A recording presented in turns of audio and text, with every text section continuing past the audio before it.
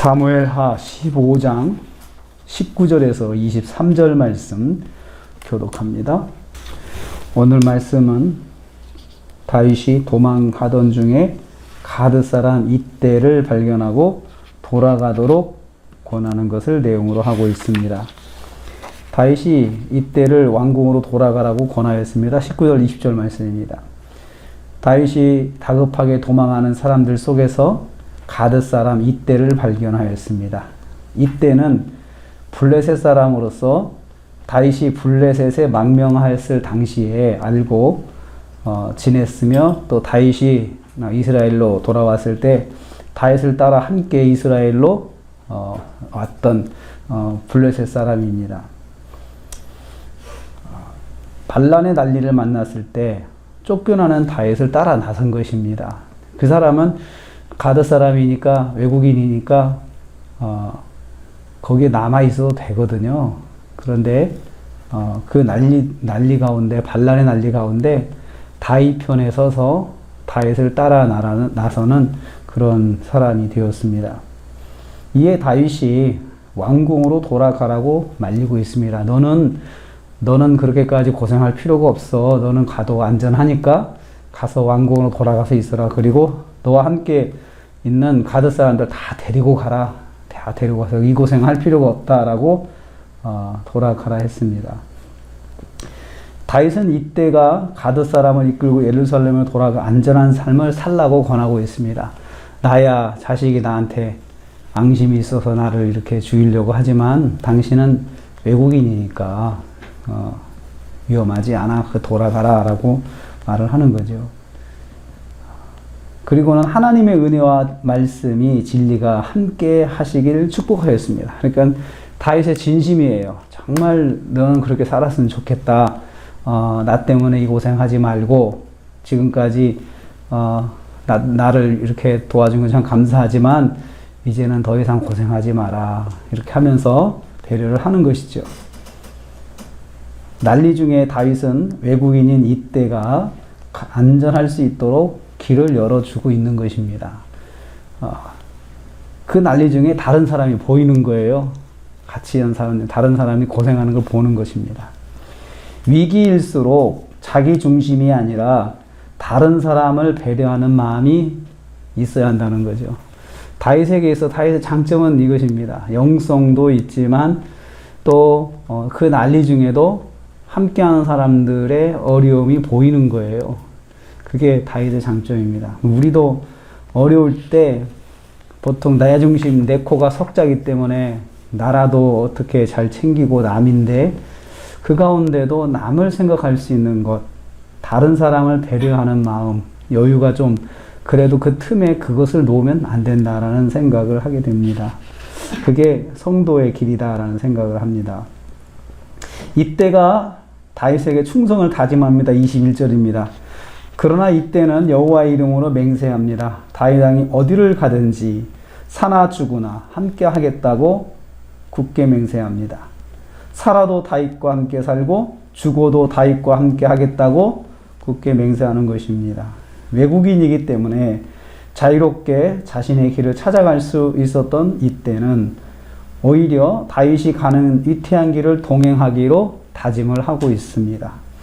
이 기회에 자기 고향 땅으로 갈 수도 있잖아요.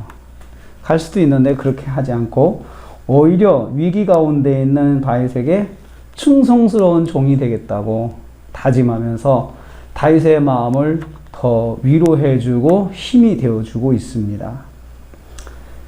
위기의 순간에 충성된 사람을 만날 수 있다는 것입니다. 오히려 그 속에서, 위기 가운데서 더 좋은 사람들, 또 마음이 정말 깊은 사람들, 이런 사람들을 만날 수 있는 길이 또 열린다는 것을 알 수 있습니다.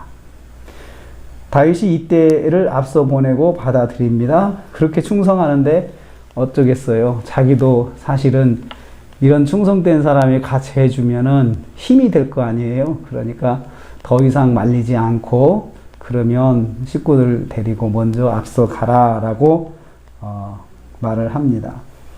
그의 수행원들과 함께 앞서 기드론 시내를 건너가게 했습니다. 기드론 시내는 예루살렘과 그 감람산 사이에 골짜기입니다. 골짜기에 흐르는 시냇물입니다. 지금은 그 골짜기만 남고 물은 없더라고요. 그냥 기드론 시내라고 하는 명칭만 있을 뿐이죠. 세월이 많이 이제 자연이 변한 거죠. 어떻든 그곳을 먼저 건너가게 하고 자기는 이제 뒤에 따라가는 것입니다. 이때의 굳은 마음을 확인하고 받아들였습니다. 고난의 때에 충성스러운 종이 더해지며 다윗은 힘을 얻었을 것입니다. 하나님께서 또 이런 사람을, 이런 충성된 사람을 나와 함께 하게 하시는구나 라고 위로를 받았을 것입니다. 다윗이 지나가는 곳마다 23절 말씀 보면요, 백성들이 울며 맞이합니다. 그런데 울 뿐이죠. 백성들이 얼마나 기가 막히겠어요. 그 다윗이 이렇게 도망을 가고 있으니 원통하고 안타깝죠. 그래서 같이 울어줍니다. 우는데 그 도망을 멈추게 할 만한 도움을 줄 수 있는 백성은 하나도 없습니다. 그만큼 아무 대책이 없는 거예요. 그럴 힘이 없는 거죠. 모든 백성이 고통스럽게 다윗을 바라보고 일부 백성들은 다윗을 또 따라갑니다. 도망하여 드디어 광야길로 들어갔다. 23절 말씀이 모든 백성이 광야길로 갔다. 혼자만 간 게 아니고 백성들을 끌고 갔죠. 가드 사람 600명 이때와 함께 데리고 갔죠. 이제는 한 무리가 광야로 들어가게 되었습니다. 여러분, 광야길은 다윗이 얼마나 지긋지긋한 길이겠어요? 그런데 지금은 얼마나 위태롭고 다급하면 자기가 그렇게 고생했던 광야길 또 들어가잖아요. 또 들어가는 것을 볼 수 있습니다. 광야는 다윗의 고난 시절 장소입니다. 광야로 다윗이 다시 들어간 것, 이것은 하나님의 깊은 뜻이 있었습니다. 광야로 다시 들어가게 한 것. 광야에서 다윗은 많이 생각했을 거예요. 내가 왜 이런 일을 만나게 되었을까? 광야에서 첫날 밤, 또 낮에 뜨거운 그 광야길을 걸어가면서 뼈저리게 느꼈을 것입니다. 하나님의 뜻이 무엇인지 이렇게 생각했을 것입니다. 다시 옛날로 돌아간다고 하는 것은 하나님의 뜻이 있습니다. 생각해보라 이거죠. 자, 이 자리, 이 장소를 그때 왜 왔고 또 그때 내가 어떻게 너에게 인도했는지 이런 거 생각하게 하는 시간들이겠죠. 또 돌아보는 시간이고 앞으로 내가 어떻게 해야 할지 또 생각하는 시간이 바로 광야의 시간인데, 이곳에 다윗이 혼자도 아니고 수많은 백성들과 함께 들어가게 되었습니다. 오늘도 우리 하루를 시작합니다. 하나님께서는 참 어려움 가운데 우리가 정말 실수해서 어려움을 당한다 하더라도 그 속에서 은혜를 베풀어 주세요. 함께 할 수 있는 사람도 새롭게 붙여주시고 또 그곳에서 다시 생각할 수 있도록 하나님께서 길을 만들어 주시는데, 그게 하나님의 은혜입니다. 하나님의 은혜가 우리 성도에게는 어느 순간에든 있다는 걸 꼭 기억해야 합니다. 이 순간에 하나님의 은혜가 있는데 하나님 뜻이 뭘까? 하나님께서 나를 어떻게 인도하실까? 또 이럴 때는 하나님 어떻게 해야 됩니까? 하고 또 하나님 도와주세요. 이렇게 하면서 하나님께 구할 수가 있습니다. 그게 성도가 누리는 하나님의 은혜입니다. 이 은혜가 오늘 하루도 우리 권사님들과 모두에게 있으시기를 주님의 이름으로 축복합니다. 하나님 감사합니다.